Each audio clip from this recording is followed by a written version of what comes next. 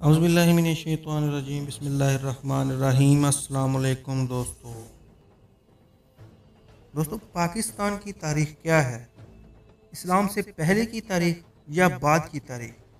इसका आसान जवाब ये है, पाकिस्तान की तारीख़ 9000 साल पुरानी है, जिसमें क़ब्ल इस्लाम और बाद इस्लाम भी शामिल है। लेकिन मसला है दाएं बाजू और बाएं बाजू के लोगों का। अगर दाएं बाजू वालों से पूछ लो तो मोहम्मद बिन कासिम से पहले तो यहाँ कुछ था ही नहीं, और अगर बाएं बाजू वालों से बात की जाए तो इनके मुताबिक गजनी गौरी ये सब लुटेरे बाहरी लोग थे। जैसे कि इन हुक्मरानों से पहले तो पाकिस्तान में बाहरी लोग आए ही नहीं थे ना। पाकिस्तान की तारीख़ मकामी और गैर मुल्की लोगों, सकाफ़तों, मज़ाहब का मजमुआ है। तो दाएं बाजू वाले लोगों के लिए मेरा जवाब ये है कि हिजरत शुदा हुक्मरानों, हमला आवरों और नौ आबादियात में फ़र्क होता है। हिजरत की तारीफ़ कुछ यूँ है। आप सब जाट ज़ात के बारे में जानते ही होंगे।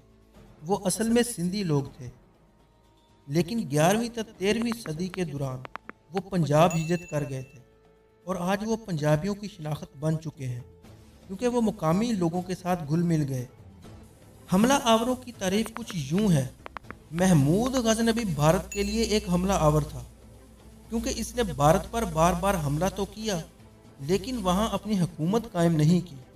हिजरत शुदा हुक्मरानों को कुछ यूं इस तरह बयान किया जाता है, वही महमूद गजनबी जो भारत के लिए हमला आवर था, वो पाकिस्तान के लिए एक हुक्मरान भी था, क्योंकि इसने पाकिस्तान पर हमला तो किया लेकिन बाद अज़ा इसने अपनी हुकूमत भी कायम की। ना सिर्फ ये बल्कि इसके दौरे हुकूमत में पाकिस्तान पंजाब फारसी दुनिया का सकाफती एतबार से सबसे बेहतरीन खित्ता बन चुका था।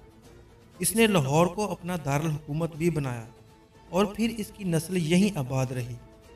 हाँ, अगर ऐसे हुक्मरानों ने सफाखाना हरकतें की तो उन्हें जालमाना कहा जाएगा, लेकिन लुटेरे गैर मुल्की नहीं। इंडो यूनानी सल्तनत, कोशान सल्तनत और मुग़ल सल्तनत भी तो हिजरत शुदा हुक्मरान थे, लेकिन इनके दौरे हुकूमत को पाकिस्तान की तारीख़ में सुनहरी दौर से याद किया जाता है।